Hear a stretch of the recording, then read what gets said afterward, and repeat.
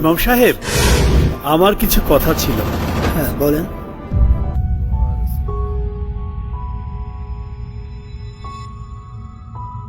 এই মুর্দারের কাছে আমি 50 লক্ষ টাকা পাই, এর ফয়সালা কে দিবে? আচ্ছা, আমি ওনার ছেলেদের সঙ্গে কথা বলছি।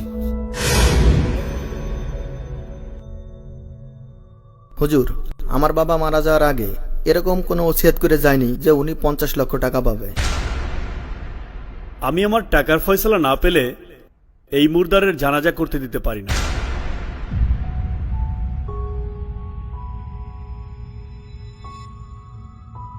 কি করবি এখন? তোর সম্পত্তির ভাগ থেকে দিয়ে দে। কেন আমার সম্পত্তি দেবো কেন? তোর সম্পত্তি দে। তোর সম্পত্তির ভাগ থেকে দে। তোর সম্পত্তি থেকে দে। আরে তোর সম্পত্তির ভাগ থেকে দে। শোন, তাহলে এক কাজ করি, বাবা তোর বলতে আসছে না কে 50 লক্ষ টাকা পাবে, আমরা সরাসরি বলে দিই দিতে পারবো না। ঠিকই বলছিস।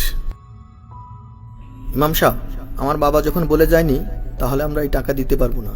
সে যদি এই টাকার দাবি না ছাড়ে তাহলে আমি এই জানাজা পড়াইতে পারবো না।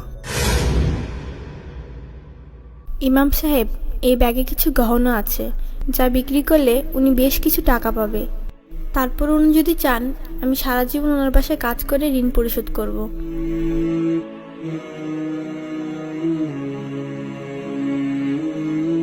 ইমাম সাহেব, উনার কাছে আমি টাকা পাই না, বরঞ্চ উনি আমার কাছে 50 লক্ষ টাকা পান।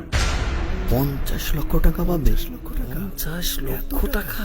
কি বলে 50 লক্ষ? বাবা তো এরকম কিছু বলে যায়নি। আর আমি আসলে এই 50 লক্ষ টাকার অরিজিনাল উত্তরাধিকারী খুঁজছিলাম। আমি পেয়ে গেছি উত্তরাধিকারী। এই মেয়েটি হচ্ছে এই টাকার 50 লক্ষ টাকার অরিজিনাল হকদার। মা, আমি তোমার উপর খুব খুশি।